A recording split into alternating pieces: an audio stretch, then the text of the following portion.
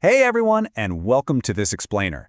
Today, we are taking on a massive topic, but we're going to break it down so it's incredibly structured and really easy to digest. If you've ever looked at the Amazon Web Services ecosystem, AWS, you know it can feel a bit like staring into a dense, overwhelming jungle of terminology. It's a lot, but our goal today is to completely filter out that noise and build a crystal clear architect's map directly from our source material. Trust me, this map is going to be your absolute best friend for your next cloud computing exam or technical interview. So let's just address the elephant in the room right off the bat. When you open up that AWS dashboard, you are instantly bombarded with around 100 different components. It's completely natural to feel a huge spike of anxiety and think, wait, do I really need to memorize over 100 distinct services just to pass an exam or land a job? It literally feels like an impossible task. Well, take a deep breath because the answer is a resounding no. You absolutely do not need to memorize everything. Our source material makes this really clear. Mastering a core mental map of just the major components is all you really need. Think about it. Companies use the cloud for very specific core reasons, right? Whether it's to run a business application or an e-commerce website. If you understand the primary pillars that make those applications actually run, you're going to confidently answer almost any technical interview question they throw your way. Okay, let's dive into this. To build our mental map, we are going to organize the cloud into 5 easy neighborhoods: compute services, storage and databases, networking, security and management, and finally, DevOps and AI. Starting off with neighborhood number 1, compute services. To make this practical, let's just imagine we're running a hypothetical e-commerce app. That app's code needs processing power to actually function. Here, we can contrast 2 massive concepts you will absolutely be tested on. First, we have EC2, or Elastic Compute Cloud. This is the traditional route, where you're essentially renting virtual servers to run your dynamic application code. But contrasting that, we have AWS Lambda, which is all about serverless computing. Say a customer buys a shirt, and you just need to send a quick confirmation email. You don't need a heavy server running 24/7 for that. With Lambda, you run that specific piece of code without provisioning a server at all, saving a ton of money. Understanding this difference is a classic must-know interview requirement. Now, beyond EC2 and Lambda, companies might have very specific deployment needs. For example, Elastic Beanstalk is a platform as a service. You don't worry about server provisioning or loading at all. You literally just hand over your code, and Beanstalk automatically builds, deploys, and scales the whole shebang for you. Or, if a company wants something even faster and more lightweight than running full virtual machines, they might use ECS.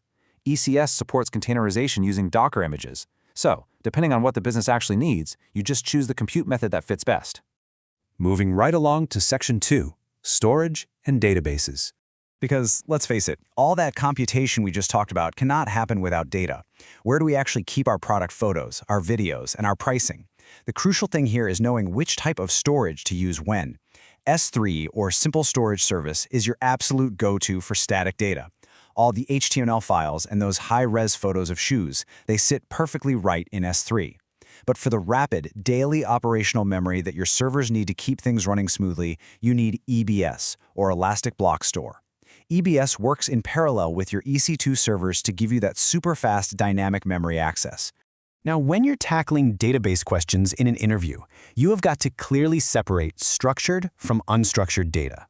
On one hand, we have RDS, Relational Database Service. This uses SQL to store structured, tabular data. So in our e-commerce app, when a user clicks on a shirt, the app needs to instantly pull up the price and the available sizes. That strict, structured relationship is handled beautifully by RDS. But if you're dealing with NoSQL, non-tabular, unstructured data, you would reach for DynamoDB instead. Showing an interviewer that you know exactly when to use RDS versus DynamoDB is basically guaranteed to score you points. All right, section 3, networking. So we have our code processing and our data is stored securely. Now we need to actually get users to our website safely. But before we let anyone in the front door, we need a VPC, a virtual private cloud. You must know this definition. A VPC logically divides up your network. You create public subnets where normal web users can interact with your front-end website. But critically, you also create private subnets to hide your core EC2 servers and those RDS databases we just talked about. You never, ever want regular web traffic to bypass security and directly hit your private databases. The VPC creates that absolutely necessary security boundary. Once those boundaries are set up, how does the user actually arrive? Imagine someone typing www.xyz.com into their browser. Boom, step 1. Route 53 steps in. It acts as the domain name system, or DNS, basically the internet's phone book. It takes that readable web address and routes the user's request straight to your backend IP address. Step 2. For lightning-fast speeds, AWS uses CloudFront. CloudFront is a content delivery network that caches your most frequently accessed data, like your top-selling shoe images, at locations geographically nearest to your customer. That means the page loads almost instantly. Which brings us to Section 4, Security and Management. The cloud is essentially one giant shared pool of resources. Because you are handling sensitive customer data, employee records, and real financial transactions every day, the stakes are super high, and security is absolutely critical. I want you to lock this acronym into your brain right now. IAM, Identity and Access Management.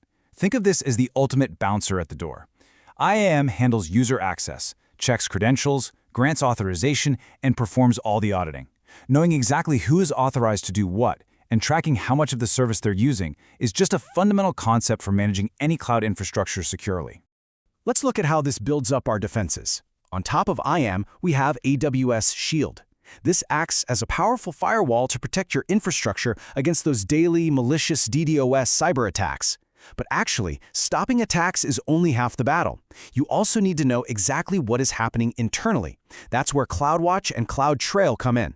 They are your eyes and ears, your monitoring tools, ensuring the company can track every single request, monitor resource usage, and properly manage that shared environment in real time. Finally, let's wrap up with Section 5, DevOps and AI. So once that amazing foundation of compute, storage, networking, and security is fully laid out, developers need to figure out how to efficiently update the app without breaking things. Let's talk DevOps. The whole goal of DevOps is to remove the tedious manual labor from development and operations. When developers make updates to the app, they do not want to manually deploy those changes every single time. Instead, they automate what's called the CI/CD pipeline, continuous integration and continuous development. AWS gives you tools like Code Pipeline and Code Build to automatically build, test, and deploy those changes completely seamlessly in the background. And of course, once you have this incredible automated infrastructure built out on the cloud, you've got the perfect playground to run advanced algorithms. AWS offers SageMaker, which is a seriously powerful tool for developers to actually build, train, and deploy their very own machine learning models. And if you want immediate AI capabilities right out of the box, there's Recognition, which gives you incredible AI tools for analyzing images, video, and text. I really want to highlight this vital quote directly from our source material. The cloud provider who provides the best security and merges AI/ML the best will be the biggest hit in the coming times. That just hits the nail on the head, doesn't it?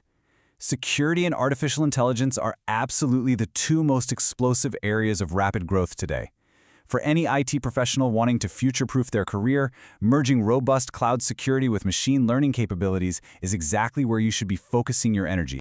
We've covered a ton of ground today, right? From the raw processing power of EC2 and Lambda, all the way up to the intelligence of SageMaker. But remember our promise at the beginning?